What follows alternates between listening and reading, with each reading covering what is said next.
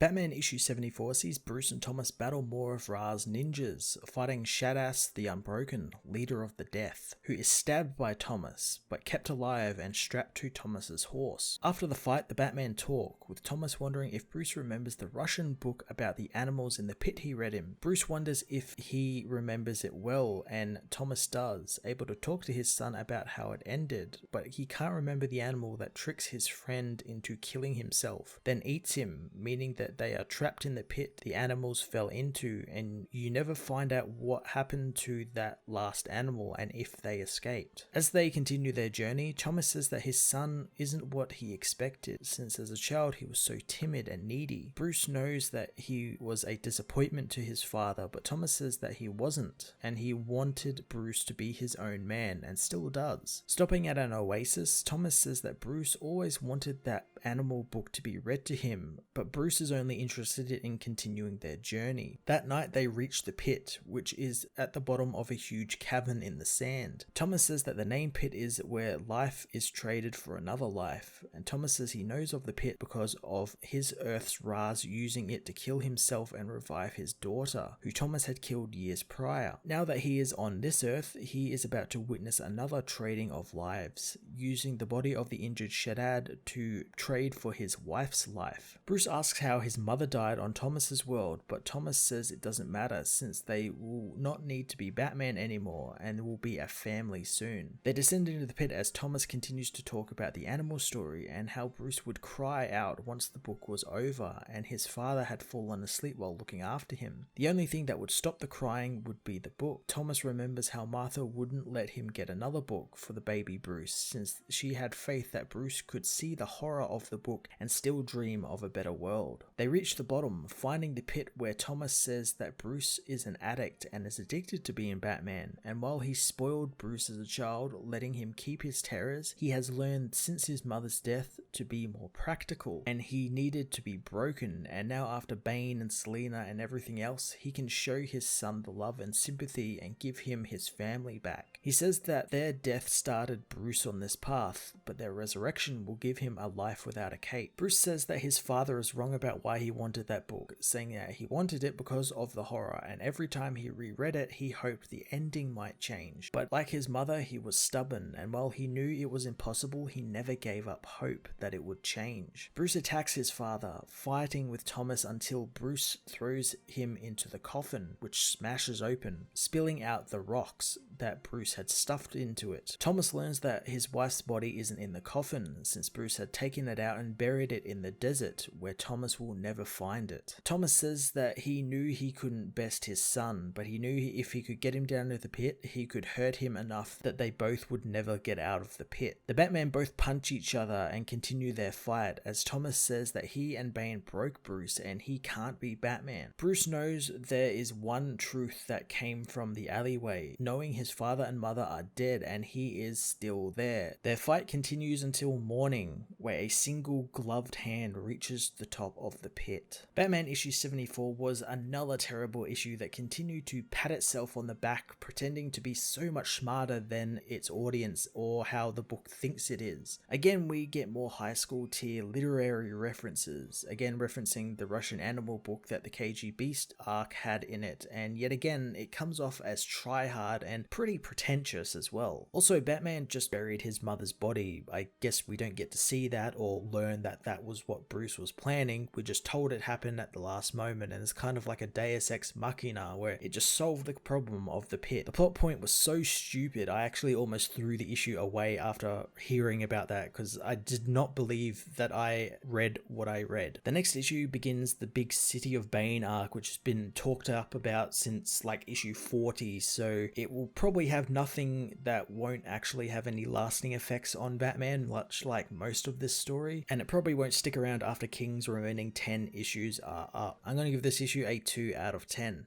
Hey everyone, thanks for watching my newest video. If you enjoyed it, you might also like to check out my other reviews here on my channel. You can also follow me on various social media platforms like Twitter by searching Matt_FOS, or even join the Comic Multiverse Discord server and chat with other comic book fans, including myself and Joel from Cape Joel. Want cheap comics and trades? Head over to the book depository with the link in the description to get the cheapest trades and comics around, along with free shipping anywhere in the world. Until next time, this has been Matt of the Fortress of Solitude. Thank you so much for watching.